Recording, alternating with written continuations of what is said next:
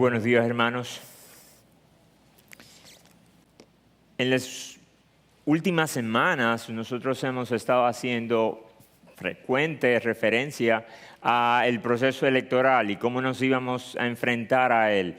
Y tratamos de educarlos y promovimos instrumentos que nos ayudaran a entender cuáles eran principios que debíamos tener en cuenta a la hora de votar. Hace 2 semanas el pastor Marcos estuvo hablando de la importancia de nosotros entender qué estaba en juego en medio de estas elecciones y hizo énfasis de forma particular en leyes que se quieren promover, que están ahí en veremos para la promoción del aborto y así como la ideología de género.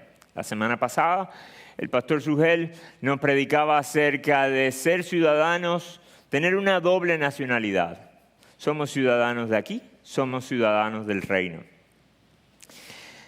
Pero mientras yo iba a votar, estaba pensando en mi cabeza, ¿qué será si realmente Dios decide contestar nuestra oración de una forma y con una estrategia diferente a la que nosotros tenemos? Y resulta que en los próximos años comenzamos a vivir con la implementación del aborto y de la ideología de género. Así que yo comencé a pensar, ¿qué va a pasar si eso se institucionaliza? Y escuchen esto, no es si llega el aborto, ya aquí hay aborto. No se trata de si llega la ideología de género, ya aquí hay ideología de género, en especial a través del arte. Nuestras canciones, nuestras películas están llenas de historias que conmueven nuestros corazones y nos hacen identificarse con esas ideas. Lo único que no le dicen que es ideología de género. Así que, lidiando con eso, yo pensaba, ¿qué podemos hacer si esto de repente se convierte en Babilonia? Y me acordé del texto que quiero compartir con ustedes hoy. Por favor, vayan en sus Biblias a Jeremías capítulo 29. Jeremías capítulo 29. Y aunque nosotros vamos a estar viendo una carta que Jeremías manda a un grupo particular, en una situación particular, yo creo que tiene bastante aplicación para nosotros hoy. Jeremías escribió esta carta hace cerca de 2600 años atrás. Y se le escribió a unos desterrados de Babilonia, a unos desterrados de Jerusalén hacia Babilonia. Eran exiliados. Recuérdense que Dios había determinado castigar a Judá, a Jerusalén, porque había adulterado contra Dios. Porque se había olvidado de Dios. Y no solamente había ignorado a Dios, sino que había comenzado a adorar a otros dioses. Y Dios había determinado que como juicio para ellos, ellos iban a ser invadidos, iban a ser asediados por los babilónicos. Así que en una serie de asedios o invasiones, en la que primero se llevaron a Daniel, del cual hoy vamos a estar haciendo mucha mención, y luego otra oleada de ataques que finalmente terminó en la destrucción del templo, la profanación del templo, lo que significaba para los judíos la presencia de Dios con ellos. Así que, ¿qué pasa? ¿Qué le va a escribir Jeremías a este grupo de personas que no están entendiendo de los planes de Dios? Hasta ahora parecía que todo el plan de Dios en las Escrituras era sacar a su pueblo de Babilonia. Desde Génesis, cuando se habla de Babel, eso era Babilonia. Y Babilonia representa a través de todas las Escrituras un sistema de maldad opuesto a Dios. Así que en Babel comenzó ese sistema de maldad a unificarse y a decir, hagamos una ciudad y hagámonos un gran nombre. Y Dios destruyó sus planes. Luego vemos más adelante a Abraham. A Abraham lo sacaron de la tierra de Babilonia y le dijeron, vete de aquí, yo te voy a llevar a una tierra preciosa y te voy a hacer bendición, te voy a dar bendición y te voy a hacer bendición para otros. Así que los israelitas, los judíos no podían entender cómo rayos podía ser de Dios estar yendo de regreso o estar retrocediendo en el plan redentor de Dios. ¿Cómo ir a una nación que es todavía más pagana que ellos? Y lo que yo quiero que nosotros veamos hoy es qué les dijo a ellos y qué nosotros podemos aplicar. Porque ¿saben qué? En el resto del Nuevo Testamento se sigue hablando de Babilonia. Y se habla de nosotros como si fuéramos exiliados, desterrados, peregrinos, extranjeros. Pedro le escribe a un grupo de expatriados. Y luego termina la carta diciendo, los que están en Babilonia os saludan. Pero Babilonia ya no era Babilonia. La mayoría de los comentaristas entienden que era una figura que Pedro estaba usando para referirse ahora al nuevo imperio de maldad que era Roma. ¿Y saben qué? Babilonia aparece también en Apocalipsis. O sea que va a haber Babilonia hasta el final. Y nosotros vamos a seguir siendo los exiliados y los expatriados. Así que pensando en eso, yo quiero ver qué significaba este texto para ellos y qué aplicaciones nosotros podemos traer para nosotros. Jeremías 29. Y lo que vamos a estar viendo aquí es, en esta carta, son tres cosas básicamente. Yo quiero que ustedes vean aquí cómo Dios cambia su perspectiva, cómo Dios cambia su misión y su esperanza. Tres palabras: perspectiva, misión, esperanza. En el versículo 1 dice, estas son las palabras de la carta que el profeta Jeremías envió a Jerusalén al resto de los ancianos del destierro, a los sacerdotes, profetas y a todo el pueblo que Nabucodonosor había llevado al destierro de Jerusalén a Babilonia. Y luego comienza a dar una serie de nombres y dice a través de quién envió esa carta, pero fíjense que en el versículo 3 dice, la carta fue enviada por mano de Elesa, de Gemarías, y dice, a quienes Sedequías, el rey de Judá, envió a Babilonia, a Nabucodonosor, rey de Babilonia, diciendo, paren ahí. ¿Qué está diciendo este pedacito? Bueno, que Jeremías le está escribiendo a un grupo de hombres que fueron desterrados por Nabucodonosor, el rey del imperio babilónico. Él había mandado a buscarlos. Pero ¿saben también qué dice? En el versículo 3 dice, a quienes Sedequías envió a Babilonia. O sea, Sedequías era el rey que había en Judá. Así que Jeremías está diciendo, yo le estoy escribiendo a los que Nabucodonosor mandó a llamar, a los que Sedequías envió. Y aquí se está enfocando en lo que humanamente nosotros podemos ver, las fuerzas, los factores humanos que estaban detrás de esto. ¿A quién se le puede acusar de que este grupo se fue para Babilonia?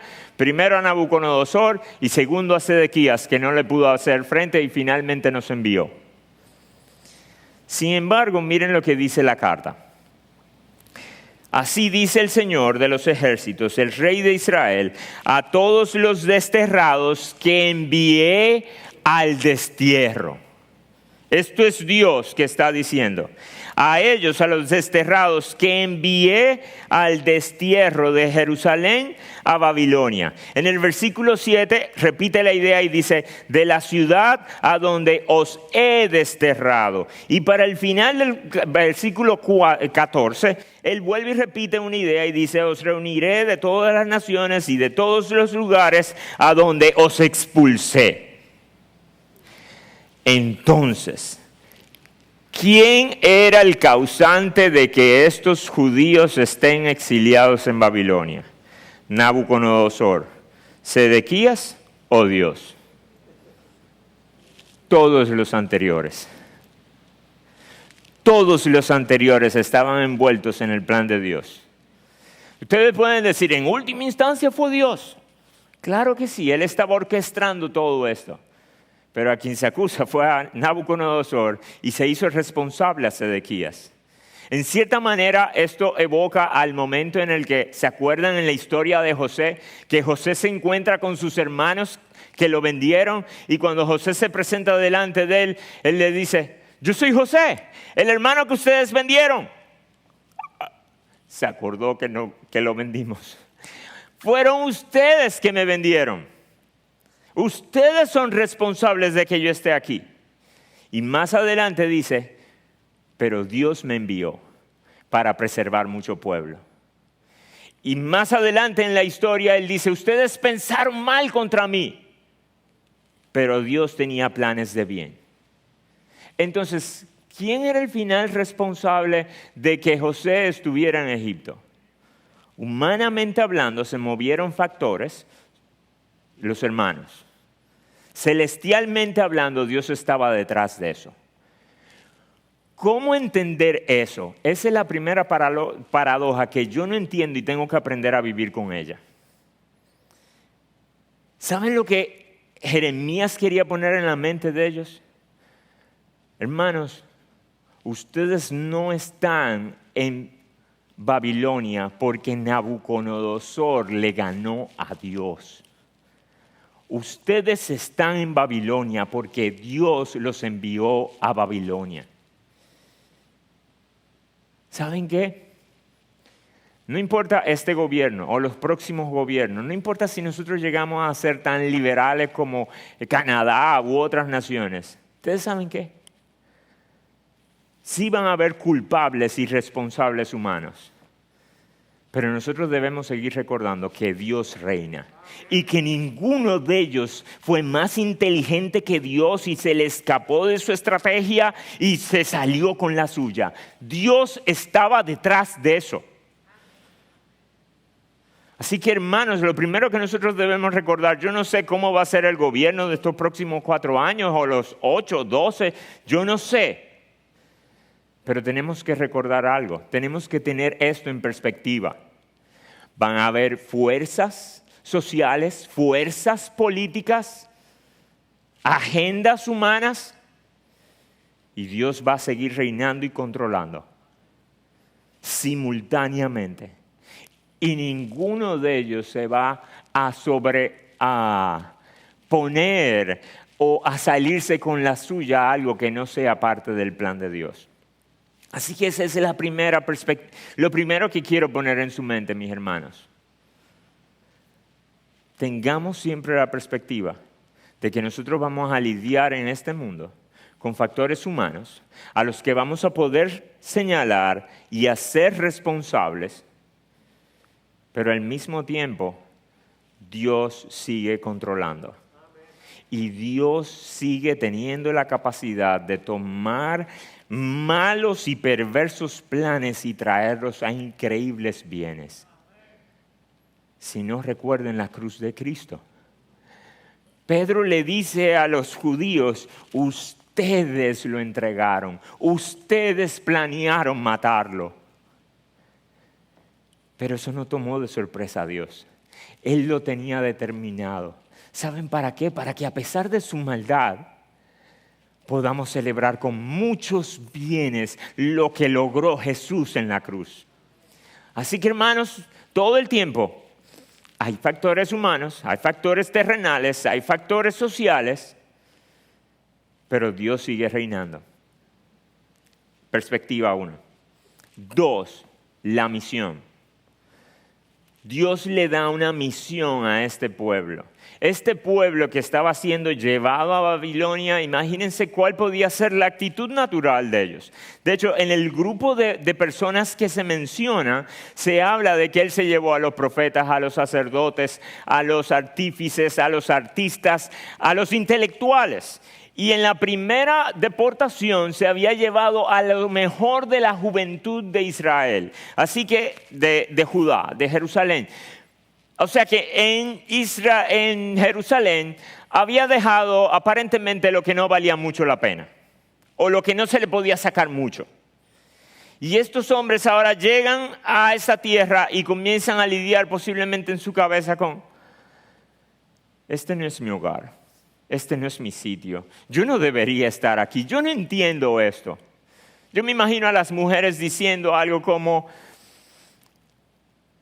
esto va a ser difícil, aquí no se va a poder criar, no vamos a poder tener muchachos. Y contrario a esa idea que resultaría muy natural, ¿saben cuál es la misión que Dios le da? 3 aspectos de la misión. La primera, establezcanse. De otra manera, construyan y multiplíquense. Miren el versículo 5, dice, edificad casas y habitadlas. Plantad huertos y comed su fruto. Tomad mujeres y engendrad hijos e hijas. Tomad mujeres para vuestros hijos y dad vuestras hijas a maridos para que den a luz hijos e hijas y multiplicaos allí y no disminuyáis. ¿Saben lo que él estaba diciendo? Vivan, sean humanos. Eso es lo que hacen los humanos. En cierta manera esto me recuerda a Génesis, cuando Dios creó al hombre. ¿Para qué lo creó? Para que sojuzgara la tierra y para que se multiplicaran. Y el primer mandato que le da a Adán, la primera comisión que le da es, yo te puse en un huerto, cultívalo, sácale provecho, explótalo y llévalo a su máximo potencial y come de sus frutos y disfruta. Gózate con tu trabajo y ten muchos muchachos. Esa fue la primera comisión que Dios le dio al humano. Llegan estos humanos al destierro, están en una tierra lejana y lo primero que le dice es, hagan un hogar en Babilonia. Hagan un hogar en Babilonia. Aplicado a nosotros, yo no sé si ustedes se recuerdan, una canción que hace años cantábamos. Decía algo como, el mundo no es mi hogar, soy peregrino aquí. En la mansión de luz, en la ciudad de luz, tendré tesoros, sí. Y algo como, y eterno resplandor por siempre gozaré. Y la vida mundana jamás gozaré, jamás desearé. Yo entiendo ese pasaje, yo entiendo ese himno. Yo estoy de acuerdo con la idea detrás del himno. Pero le voy a ser sincero, cuando yo era joven, yo no entendía eterno resplandor gozaré. ¿Cómo rayo uno goza de luz? Solamente luz, o sea, eso es lo que me ofrecen, luz, resplandor. Y dice, la vida mundana jamás desearé. Y óigame, yo no quería ser mundano. Gracias al Señor, el Señor me salvó desde joven y yo no quería ser mundano. Oh, pero cuánto yo deseaba que en el cielo hubiera chocolate, tocineta y Coca-Cola. Y era como, entonces si yo deseo eso, y a veces uno podía incluso acusar a solteros que querían casarse antes de que el Señor llegara y uno lo veía como, ¿cómo? El Señor es mejor que eso. Y es verdad que es mejor que eso, pero casarse es natural, es humano. Luego, gracias al Señor, entendí que ese eterno resplandor no es otro que mi hermoso Cristo. Así que ya no es una luz, es una cara. Es una persona. Y la otra cosa que entendí fue que no es mundano disfrutar de este mundo. De hecho, no es ni siquiera un problema querer disfrutar demasiado de este mundo. ¿Saben cuál es el problema? Cuando nosotros usamos este mundo para olvidarnos del Creador. Cuando nosotros pretendemos que podemos usar el placer, las posesiones o las personas y sustituirlas por Dios. Eso es la locura, eso es la definición de pecado. Así que mientras nosotros mantengamos nuestros deseos bien ordenados y podamos tomar y disfrutar de este mundo, de su creación, de sus detalles, de las cosas ordinarias, como simplemente acurrucarse en la noche con su esposa y sus hijos.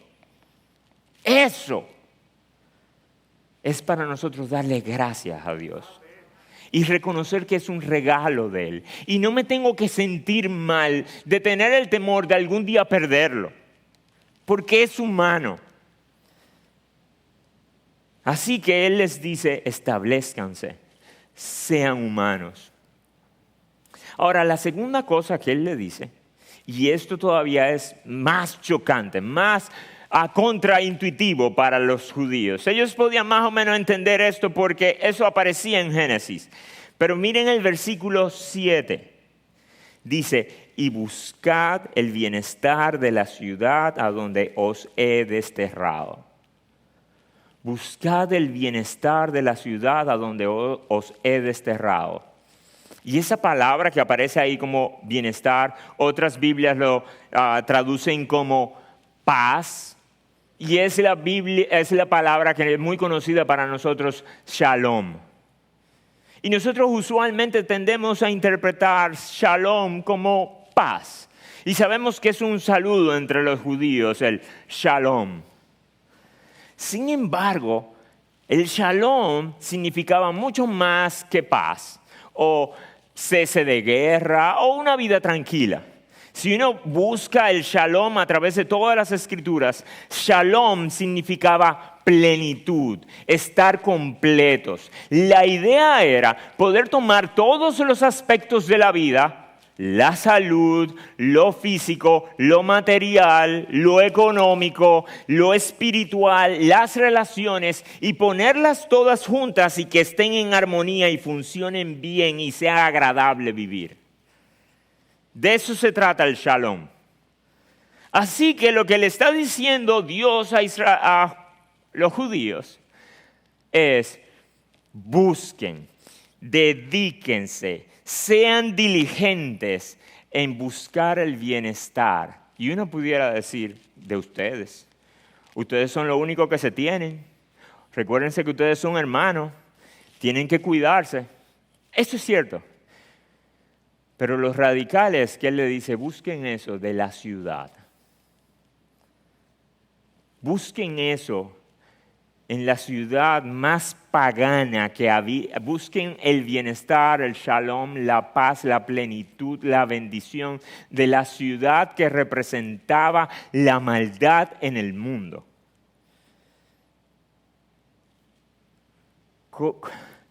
¿Cómo rayos uno hace eso?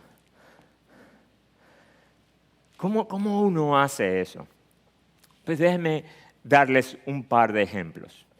Básicamente va a ser la vida de Daniel y la de sus amigos. Así que vayan conmigo, no tienen que ir conmigo, pero yo voy a estar leyendo pasajes salteados de Daniel.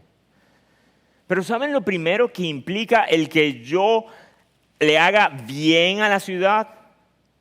Que Dios le estaba diciendo, no se aíslen, no se retiren, no resistan, no sean opositores, no hagan revueltas. Eso lo implicaba.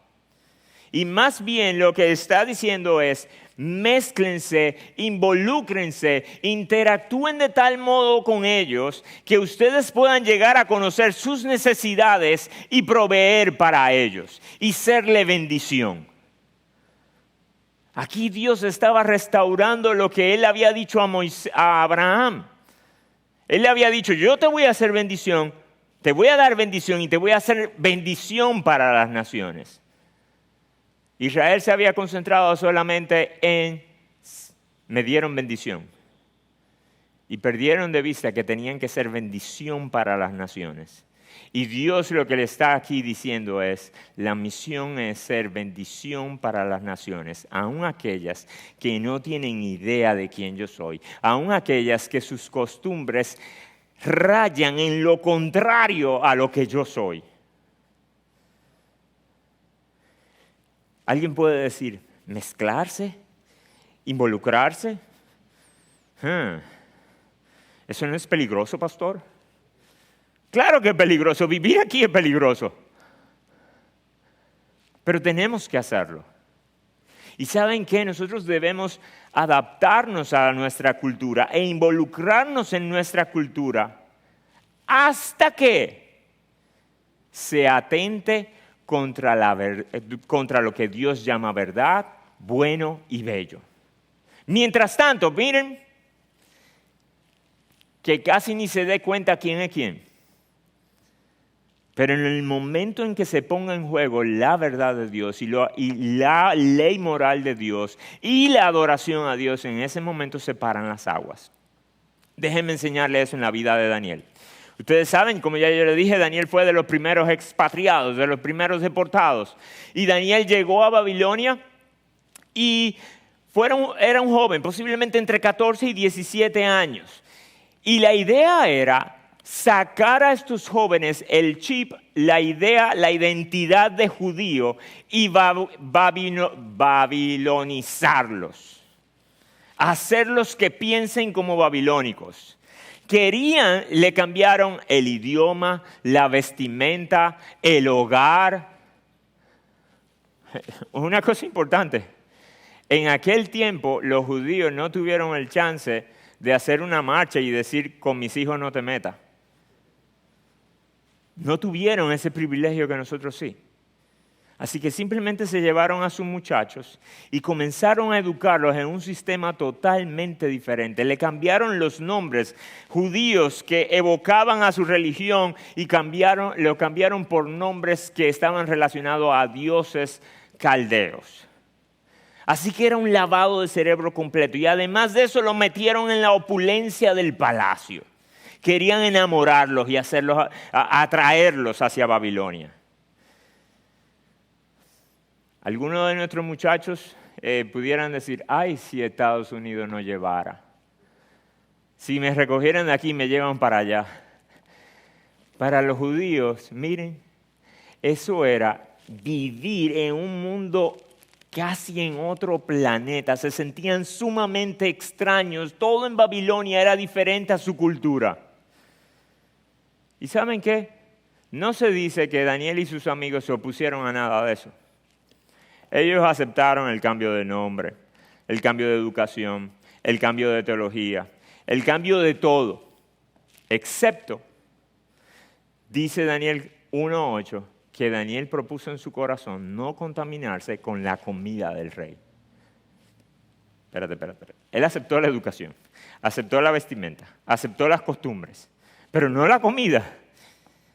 Bueno, recuérdense que ellos tenían leyes dietéticas y que los babilónicos no tomaban para nada en consideración. Así que Daniel lo que estaba viendo, en lugar de banquetes, Daniel estaba viendo mucha contaminación. Daniel estaba viendo ahí cosas que lo hacían impuro y que lo separaban de su Dios. Y eso Daniel no lo podía tolerar. Era como, llévenme de mi casa. Pero ustedes no van a hacer que yo le ponga la boca a eso. Él habla de una forma respetuosa y propone una estrategia, se la conceden y él pasa esa prueba junto con sus amigos. El próximo evento que se cuenta en la vida de Daniel, parecido a esto, es en Daniel capítulo 3. Daniel y sus amigos. Ustedes conocen la historia, así que simplemente le estoy asumiendo. Ya Daniel y sus amigos eran adultos. Daniel había caído en gracia frente al rey y era el gobernador de la provincia. Y sus amigos eran administradores. ¿Y saben qué? Como judíos ellos no dijeron como, bueno, ahora nosotros estamos a cargo de los tesoros de Babilonia, vamos a hacerla quebrar. Vamos a hacerla quebrar para que ellos sufran. ¿Saben qué? Eran fieles administradores de los tesoros de los paganos. Y ellos se mezclaron con la cultura de tal modo que ellos no parecían raros. Hasta que al rey se le ocurrió hacer una estatua para que lo adoraran. Y cada vez que sonaba la música, una musiquita, Entonces todo el pueblo tenía que agacharse y postrarse frente a ese Dios, frente a esa estatua, reconociéndolo a Él como con atributos divinos. Así que en un día normal, ellos pasaban desapercibidos, pero cuando sonaba el cuerno, todo el mundo se agachaba, todo el mundo se postraba y ahí ellos eran los raros. Eso ellos no lo podían tolerar y se quedaron de pie. Ellos no hicieron un sindicato en contra de esa ley, ellos no escribieron cartas, ellos no tenemos que hacer alboroto, lo único que vamos a hacer es que no vamos a obedecer eso. Hubo un grupo de chismosos que querían los puestos de ellos, lo llevaron delante del rey y ustedes conocen la historia. Ellos fueron librados de la muerte. Más adelante, otro momento. Daniel capítulo 6. Daniel capítulo 6. Ya Daniel está viejo. Han pasado múltiples emperadores. Ahora está Darío gobernando.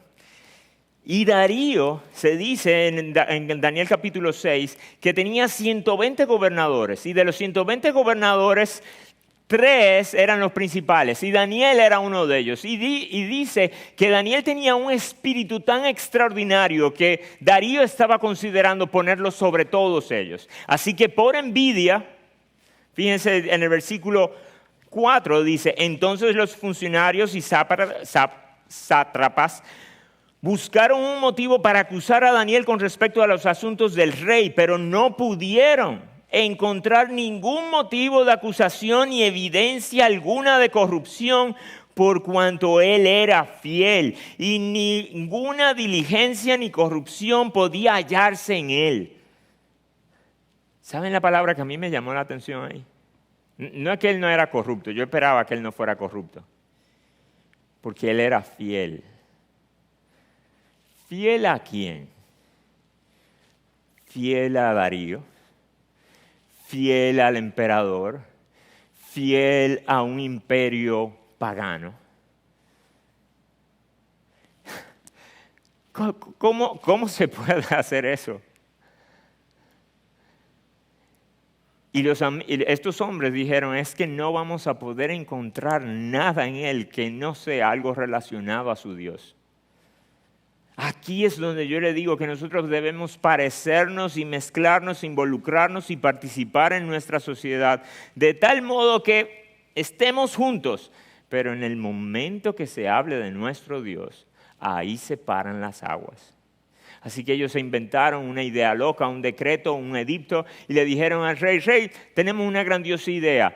Firma este edicto. Durante 30 días nadie le puede orar a otro Dios que no sea a ti. Nadie puede elevar peticiones que no sea a ti. A Darío le pareció bien, miren lo pagano que era, o sea, que se le ocurra a alguien decir, sí, que solamente me oren a mí. Y a ese hombre Daniel era fiel. Él firma y dice en el versículo 10, cuando Daniel supo que había sido firmado el documento, entró a su casa, en su aposento superior, tenía ventanas abiertas en dirección a Jerusalén y como solía hacer antes, continuó arrodillándose 3 veces al día, orando y dando gracias a Dios, dando gracias delante de Dios. Entonces, estos hombres de común acuerdo fueron y encontraron a Daniel orando y suplicando delante de su Dios. Mis hermanos, eso hace la diferencia. Hemos sido llamados a ser un hogar de esto. Este es nuestro hogar presente y debemos de relacionarnos con las personas alrededor nuestro de modo que no llamemos la atención por nada que no sea lo opuesto a lo establecido por nuestro Dios. Y debemos serle de bendición. No es solamente el que uno está distanciado y diga, yo no hago nada malo. No, el mandato es, haz cosas buenas, haz favores. ¿Saben qué, mis hermanos? Pensando en esto, yo le daba gracias a Dios, porque ustedes son una iglesia digna de ser encomiada en esto. Por un lado pensaba en los hermanos, tanto de aquí como de otras iglesias de Acción Cristiana, que por meses, es más, años realmente, han estado batallando en aspectos legales para detener el aborto, para detener la ideología de género. Y eso es un bien para nuestra sociedad. Ahora, ¿saben qué? Puede ser que un día nosotros perdamos eso. ¿Y saben qué? Cuando lo perdamos, vamos a seguir siendo pro vida. Nosotros somos pro vida porque entendemos que el feto que está en la barriga de esa madre, que se está gestando, que se está desarrollando, tiene la imagen de Dios y por eso nosotros queremos cuidar de él y entendemos que es digno de ser protegido. Pero ¿saben qué? Nosotros también somos pro vida de los ya nacidos. A veces nosotros nos concentramos solamente en soy pro vida de los no nacidos. Pero nosotros debemos vivir pro vida de los ya nacidos. A veces nosotros podemos decir, las mujeres que quedan embarazadas de una violación, es difícil, pero denlo en adopción. ¿Sí? ¿Quién los va a adoptar? ¿Quién? ¿Quiénes son los que van a establecer sistemas e instituciones que cuiden de niños que son abandonados y que no son queridos? ¿Quiénes? Eso es ser pro vida. Hace un tiempo conocí a una familia en Estados Unidos, una familia pobre, que me chocó con su ejemplo.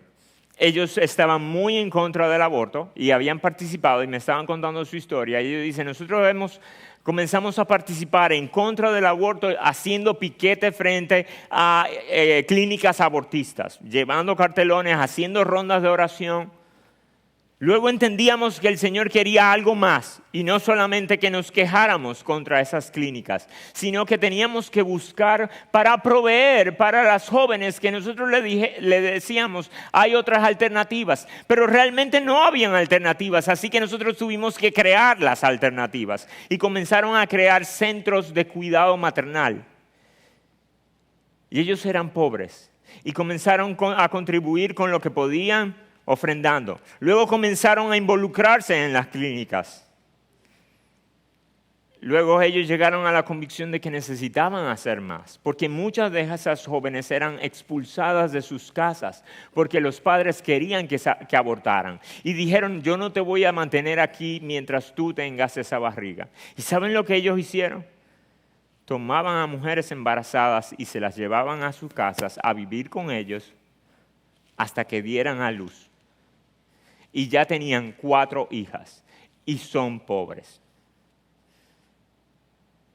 Luego ellos dijeron, tiene que haber algo más que nosotros podamos hacer a favor de la vida. Y decidieron adoptar.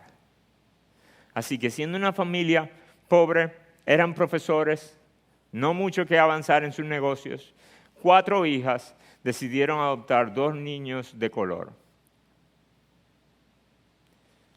Eso es ser consistente con ser pro vida. Yo no estoy diciendo que ahora todos tenemos que adoptar. Yo no estoy diciendo que el que no está adoptando está mal.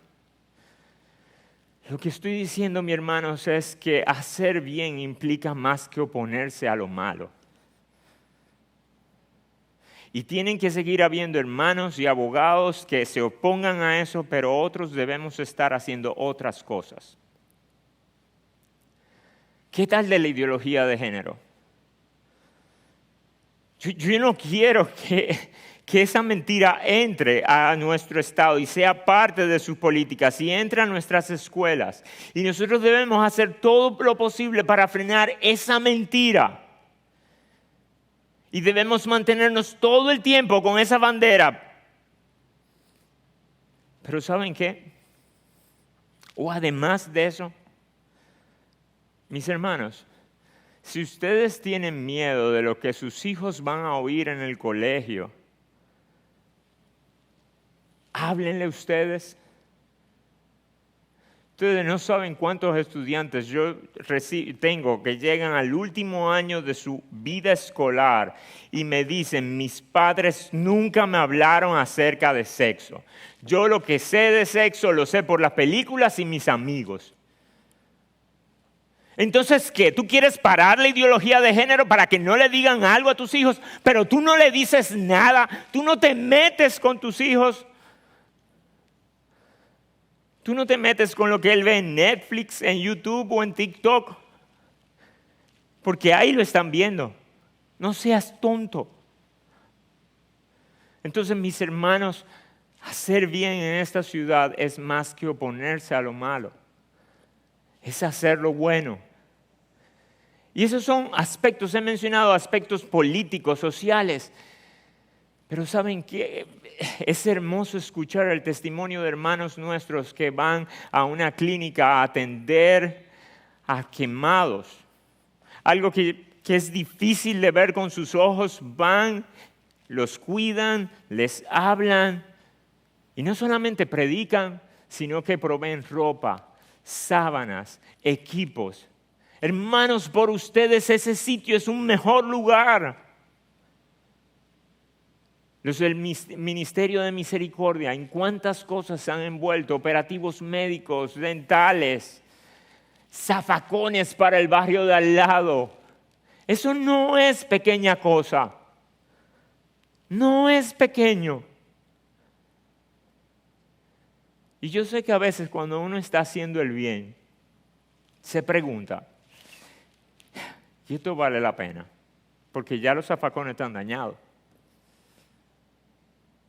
Y esto vale la pena porque yo no vi ningún avance, yo no he visto ningún progreso, o no veo tantos frutos como quisiera ver. Ustedes saben que, mis hermanos, vale la pena por múltiples razones. Solamente les voy a decir algunas. Vale la pena hacer lo bueno, porque cuando hacemos lo bueno, reflejamos a nuestro Dios bueno. Solo por eso valdría la pena. Pero también vale la pena, porque aunque los hombres no lo tomen en consideración, nuestro Dios sí lo está contando. Varios proverbios dicen que el que da al pobre está prestando a Jehová. ¿Qué significa eso? Que Jehová entra en deuda con todo aquel que le hace misericordia a otro. Jehová dice, yo te lo debo y yo lo voy a pagar. Jesús dice que Él va a tomar en cuenta cosas tan pequeñas como vasos de agua, visita a cárceles, visita enfermos, cosas tan ordinarias que la gente se va a decir, ¿y cuándo yo hice eso? Pero tu Señor lo contó. Vale la pena seguir haciendo el bien porque nosotros no tenemos idea del impacto de lo que hacemos. Volviendo al caso de José, cuando él fue vendido por sus hermanos, él no entendió de inmediato de qué se trataba esto. Él pasó 22 años sufriendo en Egipto, para luego de 22 años conectar los puntos y decir, ya entendí por qué esto. Ya entendí, 22 años. Así que, hermanos, no sean impacientes. A algunos nos tomará años ver algo de lo bueno que hemos hecho. Algunos ni siquiera lo veremos. Pero nuestro Dios lo tomará en cuenta en los cielos. Y quizá ya nos enteremos. Pero Dios no solamente le manda a ellos a hacer el bien de la ciudad, el bien para la ciudad. Fíjense lo que Él les dice además. Si hubiese sido hasta aquí, si lo hubiesen dejado hasta aquí, hubiese sido un buen tratado de moral y cívica. Miren lo que Él dice. Versículo 7. Y orad, rogad al Señor por ella. Rueguen al Señor por ella.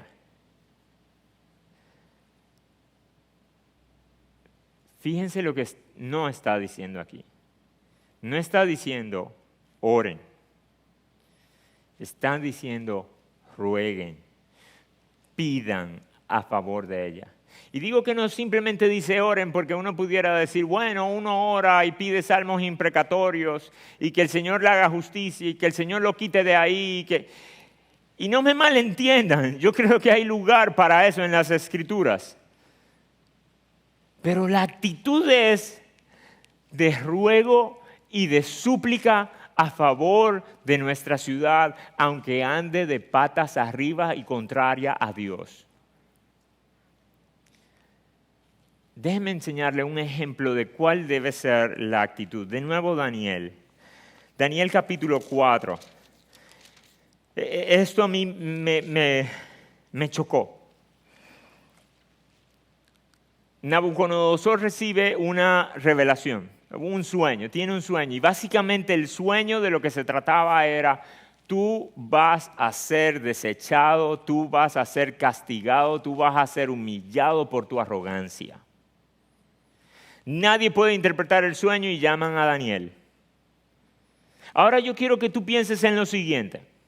Haz tú el siguiente ejercicio de imaginación. Yo quiero que por favor, sin molestarte, pienses en el político que tú más detestas. Piensa en el político contra el cual tú votaste. Piensa en el político que tú crees que más daño le ha hecho a esta nación, a tu familia, al mundo. Piensa en él. E imagínate que tú tienes el privilegio de pararte delante de él y poderle decir que Dios le ha mandado juicio y que lo va a humillar por ser un arrogante. ¿Cómo tú se lo dirías? Y lo que sea cual sea el político que tú escogiste, ni se acerca a lo que Nabucodonosor había hecho contra Daniel y contra su familia y contra su nación. ¿Y saben cuál fue la respuesta de Daniel? Versículo 19 del capítulo 4. Después de que él escuchó el sueño, dice, entonces Daniel, a quien llamaban Beltsasar, se quedó atónito por un momento y le turbaron sus pensamientos. Y el rey habló y dijo, Beltsasar, no dejes que el sueño ni su interpretación te turben. Beltsasar, Daniel, respondió y dijo, Señor mío, sea el sueño para los que te odian y su interpretación para tus adversarios. Que lo que yo acabo de ver no te suceda. El versículo 22 dice, ese hombre eres tú, oh rey, que te has hecho grande y fuerte y tu grandeza ha crecido y ha llegado hasta el cielo y tu dominio hasta los confines de la tierra. Ese hombre grande eres tú. Pero el versículo 25 dice, serás echado de entre los hombres y tu morada estará con las bestias del campo y te darán hierba para comer como al ganado. Tú vas a ser bestializado. Y él no se quedó ahí. Miren el mensaje que terminó Daniel frente a este hombre que había destruido su vida familiar, su religión, su nación. Por tanto, oh rey, que mi consejo te sea grato. Pon fin a tus pecados, haciendo justicia, y tus iniquidades, mostrando misericordia a los pobres. Quizá sea prolongada tu prosperidad, tu bienestar. Arrepiéntete, rey. Yo lo leí en estos días y dije, yo no oro así. Yo no oro así en contra de Raya. A favor de, debería ser. Pero esto es lo que Dios le pide a su pueblo en el destierro.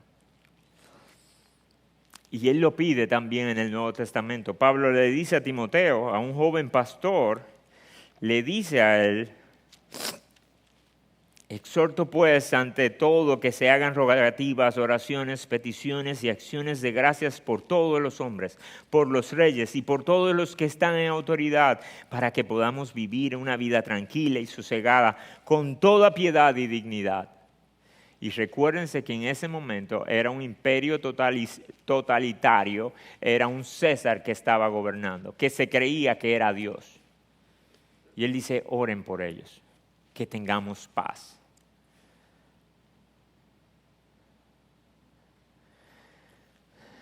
Mis hermanos, luego él le dice a Tito: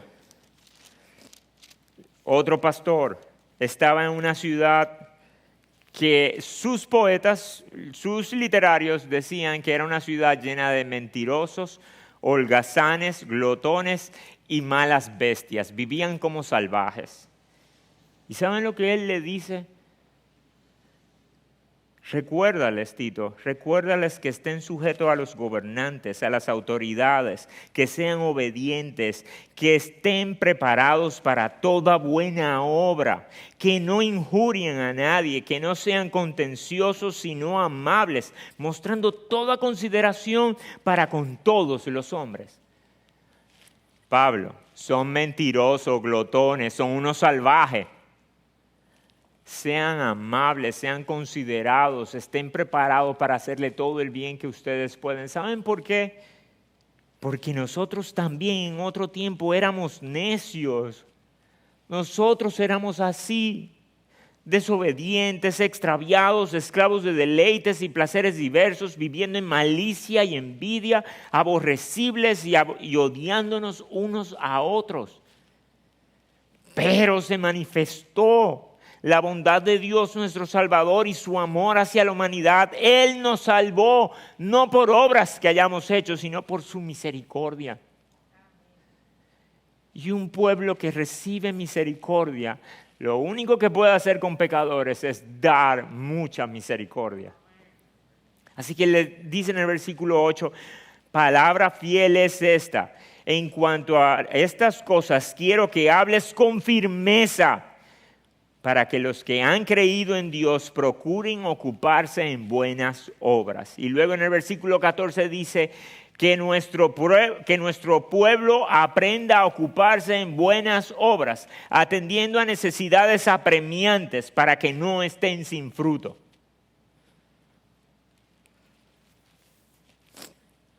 Hermanos, nosotros hemos recibido tanto de Dios. Nosotros tenemos una visión del humano que ninguna otra cosmovisión tiene. Ninguna otra cosmovisión dignifica al humano como la nuestra. Nosotros debemos reaccionar a ella, no solamente evitando lo malo, sino procurando lo bueno, siendo creativos, emprendedores de lo bueno y orando. ¿Saben por qué? Porque hay cosas que solamente Dios va a poder hacer. Hay proyectos que nosotros solos no vamos a poder llevar a cabo. Hay necesidades que hay en medio de nuestra Babilonia, en medio de nuestra ciudad, en medio de este mundo, que nosotros no vamos a poder cubrir. Y necesitamos que Dios actúe. Finalmente, más brevemente, esperanza. Estos hombres que le acaban de decir cómo tienen que ser como ciudadanos, reciben una nota de esperanza. Ellos no iban a permanecer en Babilonia. Babilonia era su hogar presente, pero no su hogar permanente. Dice en el versículo 11. Déjenme leer desde el 10 y disculpen. Así dice el Señor: cuando se le hayan cumplido a Babilonia 70 años, yo os enviaré y cumpliré mi buena palabra de haceros volver de este lugar. Porque yo sé los planes que tengo para vosotros, declara el Señor. Planes de bienestar y no de calamidad, para daros un futuro y una esperanza. Y ese pasaje es el favorito de muchísimos. Yo sé los planes que tiene el Señor para ti, planes de bien y no de mal. Recuerden el contexto. Tú vas a estar 70 años aquí. No te pierdas. ¿Qué significa eso? Que los que estaban recibiendo la carta no iban a disfrutar de esto. La vida no le iba a dar para disfrutar de esto. Los hijos de los que estaban recibiendo la carta, si llegaban, iban a llegar ya unos viejitos. Tampoco iban a disfrutar de esto. ¿Sabe quiénes iban a disfrutar de esto? Sus nietos. Pero Dios quería decirle a estos hombres lo siguiente: no se trata de ti, se trata de mi cumplimiento de mi pacto hacia mi nación. Yo les voy a demostrar a ustedes que yo no me he olvidado de ustedes. De eso se trata la esperanza. No de que yo por fin pueda regresar a la comodidad de mi hogar, sino de que Dios no se va a olvidar de su pueblo. Puede ser que a mí me toque sufrir ahora y otro sea que lo disfrute, pero Dios no se va a olvidar de su pueblo.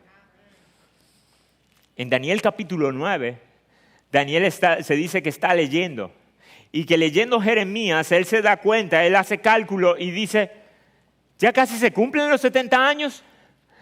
Y él dice que ora a Dios y invoca a Dios. Y Dios le dice, sí, es verdad, ya casi, Daniel, van a regresar. Pero le dice otra cosa. Le dice, la verdadera paz, la verdadera bendición, no va a venir cuando ustedes lleguen a casa. Todavía falta un rato. Pasarán muchos años más y llegará el Mesías. Cuando llegue el Mesías, Daniel, eso va a ser la verdadera bienestar y el verdadero shalom. Así que Daniel podía decir, entonces tampoco. Pero los israelitas estaban acostumbrados a esperar. Algo que nosotros tenemos que hacer. ¿Saben qué, mis hermanos? Luego Jeremías continúa hablando y le dice a ellos no solamente que la promesa es que ellos van a regresar a su nación, sino que Dios va a operar de una forma diferente que jamás había hecho con el pueblo. Les iba a poner sus leyes en el corazón, de modo que le pudieran obedecer sinceramente. ¿Saben qué, mis hermanos? Esa promesa no la disfrutaron estos desterrados, pero la disfrutamos nosotros. Llegó el Mesías, se inauguró el nuevo pacto y Dios ha prometido cambiar los corazones rebeldes y duros que no podían guardar la ley por corazones imperfectos, pero que sí aman la ley de Dios y que sí la buscan. Y no solamente necesitamos un templo ahora para adorar a Dios, sino que ha sucedido algo increíble. Ahora Dios habita en nosotros. Y yo sé que uno dice, bueno, Dios habita en nosotros, eso como que... Para un judío era decir, ¿qué? O sea, lo que era el templo, la gloria del templo, lo distante que uno tenía que estar del lugar santísimo, y ahora, en mí... Y hoy tú y yo disfrutamos de eso. Deberíamos disfrutar de eso y gozar de eso y experimentar eso. Pero luego Jesús dijo, pero yo me voy y regreso luego.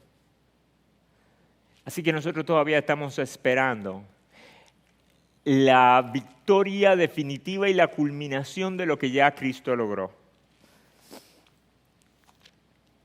En Apocalipsis 19, nosotros, hermanos exiliados y expatriados, estamos esperando esto.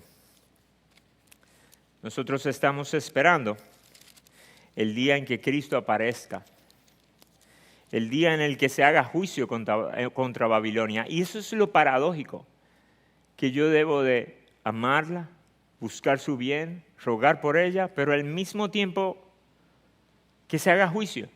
Y eso es parte de lo paradójico y complejo del carácter de Dios. ¿Se acuerdan que Él decía, yo soy Jehová, lento para la ira, grande en misericordia, que perdona la iniquidad, pero que no toma por inocente al culpable? Y entonces, así es Él. Si nosotros tenemos su espíritu, tenemos que comenzar a vivir de ese modo. Pero fíjense lo que sucede.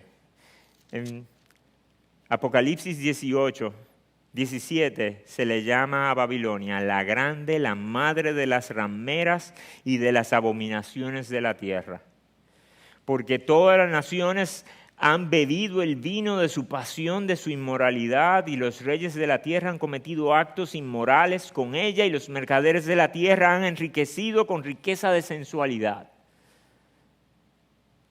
¿Saben lo que va a pasar con Babilonia? Versículo 19. Capítulo 19. Después de esto oí una gran voz, grande, de gran multitud en el cielo, que decía, ¡Aleluya! La salvación y la gloria y el poder pertenecen a nuestro Dios, porque sus juicios son verdaderos y justos, pues ha juzgado a la gran ramera, que corrompía la tierra con su inmoralidad, y ha vengado la sangre de sus siervos, algunos de ellos seremos nosotros.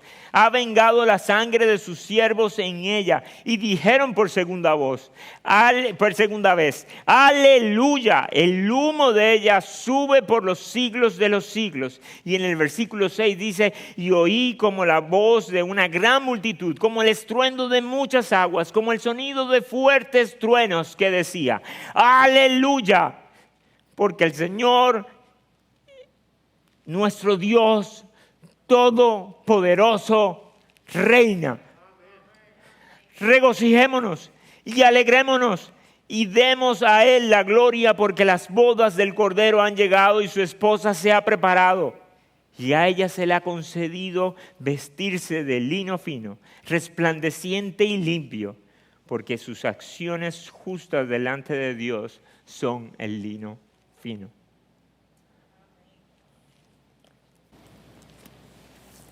Mis hermanos, como yo les decía, tenemos que hacer de esto nuestro hogar presente.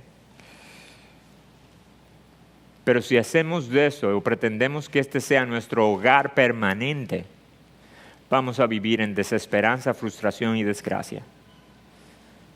Nosotros debemos continuamente decirnos, esta es mi residencia, aquí me puso el Señor. Yo no quería estar aquí, pero aquí me puso el Señor, y mientras yo esté aquí, voy a estar buscando el bienestar, el shalom, voy a estar haciendo cosas y voy a estar rogando por mis enemigos. Pero yo no tengo la esperanza de que mucho cambie. Pero ¿saben qué, mis hermanos? Puede ser que nosotros no tengamos la capacidad de detener el mal, pero nadie nos puede impedir hacer el bien. Así que no se frustren y esperen que las cosas se arreglen, no ahora, no en 4 años, no en 8 años, sino cuando Jesús aparezca. Esa es nuestra verdadera esperanza.